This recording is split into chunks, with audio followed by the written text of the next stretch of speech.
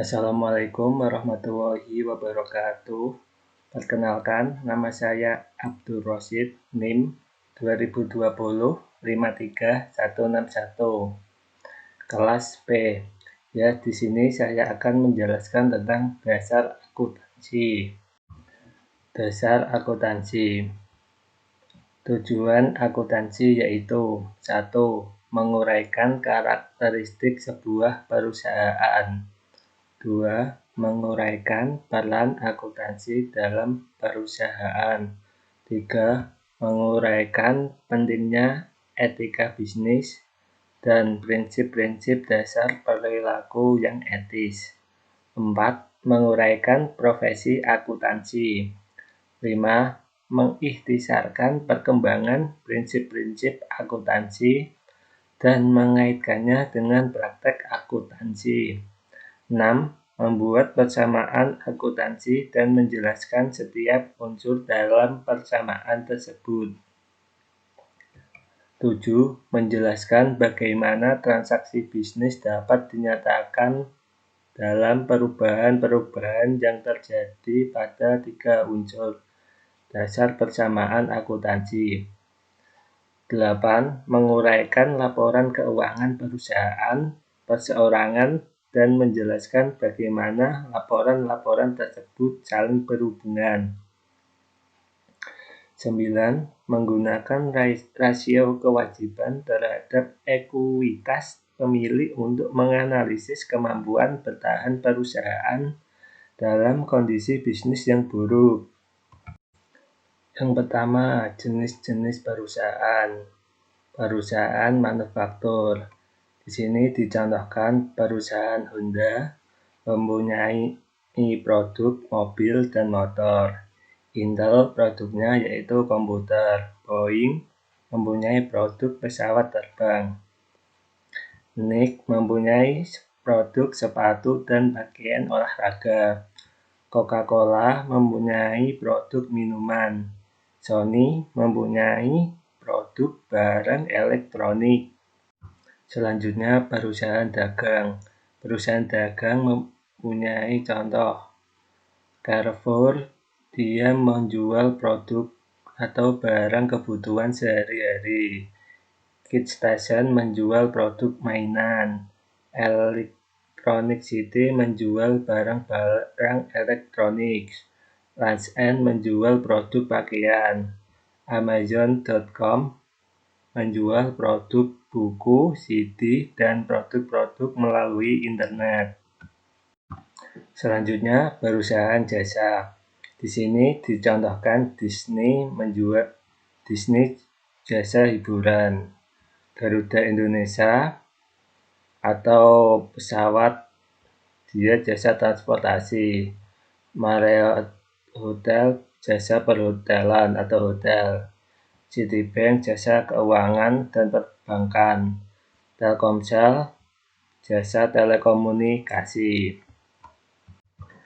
Jenis-jenis organisasi perusahaan. 1. Perusahaan perseorangan. 2. Persekutuan. 3. Korporasi atau perseroan terbatas, PT.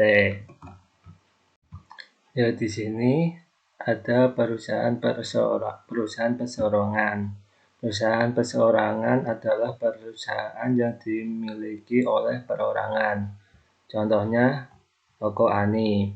Ya, keunggulan perusahaan perseorangan adalah kemudahan pengaturan karena perusahaan ini dikelola sendiri. Biaya pengelolaan yang rendah. Kelemahan dari perusahaan perseorangan yaitu sumber daya keuangan yang terbatas, kewajiban yang tidak terbatas. Selanjutnya, persekutuan. Persekutuan dimiliki oleh 2 atau lebih dari individu. Keunggulannya yang pertama adalah sumber daya keuangan yang lebih besar dibandingkan dengan perusahaan perseorangan. Karena di toko ini ditanggung oleh 2 pemilik. Keunggulan yang kedua adalah tambahan keahlian manajemen. karena lebih dari 2 orang karena toko dikelola oleh 2 pemikir. Contohnya si A dan B. Kelemahan yaitu kewajiban yang tidak terbatas. Selanjutnya, korporasi dibentuk berdasarkan peraturan pemerintah sebagai badan hukum yang terpisah.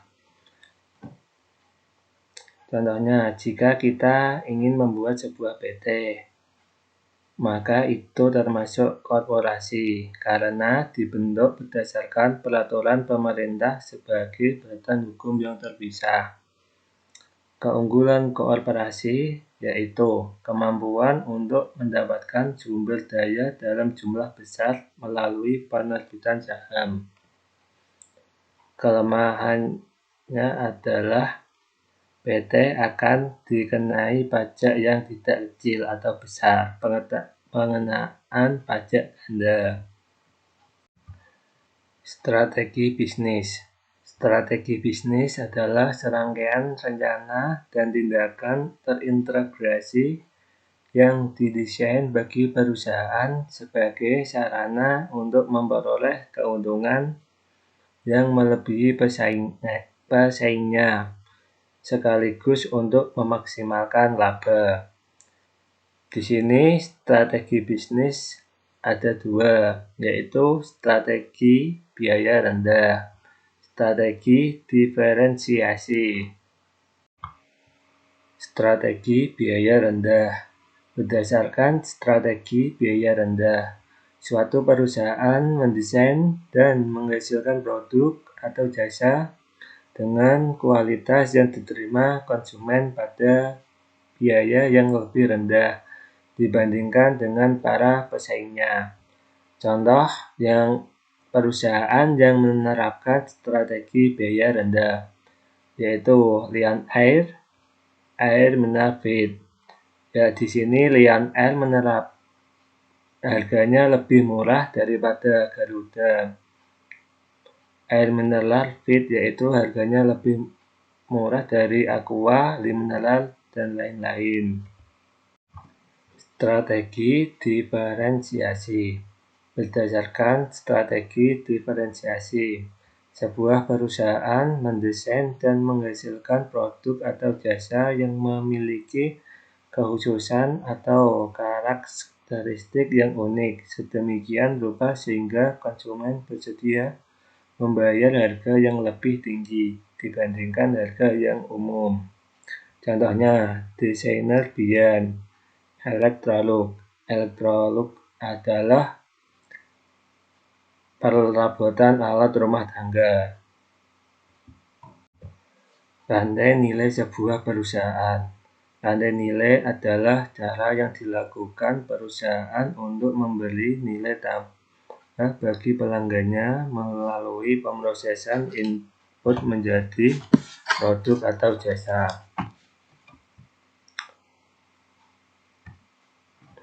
Ilustrasinya, input masuk proses bisnis, lalu masuk produk jasa yang ditawarkan kepada pelanggan. Selanjutnya, pihak-pihak yang berkepentingan di dalam perusahaan. Pihak-pihak yang berkepentingan terhadap perusahaan adalah perorangan atau entitas yang mempunyai kepentingan dalam menentukan kinerja perusahaan. Di sini pihak-pihak yang berkepentingan. Internal, pemilik, manajer, karyawan. Mengidentifikasi pihak-pihak yang berkepentingan, seperti pemilik, manajer, karyawan. Eksternal, pelanggan, kreditor, pemerintah. Menilai kebutuhan informasi dari pihak-pihak yang berkepentingan. 3. Mendesain sistem informasi akuntansi untuk memenuhi kebutuhan pihak-pihak yang berkepentingan. 4. Mencatat data ekonomi yang berkaitan dengan aktivitas perusahaan bisnis. Ya, semua ini dicatat dalam sistem informasi akuntansi. Di dalam sistem informasi akuntansi ini mengelola laporan keuangan. Pihak-pihak yang berkepentingan, pihak internal yaitu pemilik, manajer, karyawan, eksternal, pelanggan, kreditor, pemerintah. 5. Menyusun laporan keuangan untuk pihak yang berkepentingan. Ya, semua laporan ini akan disimpan di SIA, Sistem Informasi Akuntansi. Di sini, di dalam sistem mengelola laporan keuangan. Etika bisnis. Prinsip moral yang menjadi dasar bagi perilaku yang etis. 1. Hindari pelanggaran etika yang kecil. 2. Pusatkan perhatian pada reputasi jangka panjang. 3. Bersiaplah menghadapi konsekuensi yang kurang baik bagi diri Anda bila berpegang pada perilaku etis. Profesi akuntansi.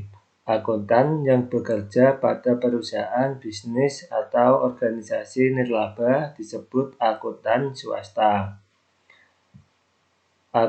Akuntan dan stafnya yang memberikan jasa akuntansi berdasarkan honor disebut akuntan publik. Akuntan di sini kebanyakan yang lulus akuntansi dan manajemen. Selanjutnya, prinsip-prinsip akuntansi yang berlaku umum. 1. Konsep entitas usaha. Konsep ini mengharuskan agar aktivitas usaha dicatat secara terpisah dari aktivitas pihak-pihak yang berkepentingan. 2. Konsep biaya. Konsep biaya adalah dasar untuk mencatat harga pertukaran atau biaya akuisisi dalam catatan akuntansi. 3. Konsep objektivitas. Konsep ini mengharuskan agar catatan dan laporan akuntansi didasarkan pada bukti yang objektif.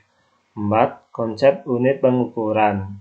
Konsep ini mengharuskan data ekonomi dicatat dalam satuan mata uang. Terima kasih. Assalamualaikum warahmatullahi wabarakatuh.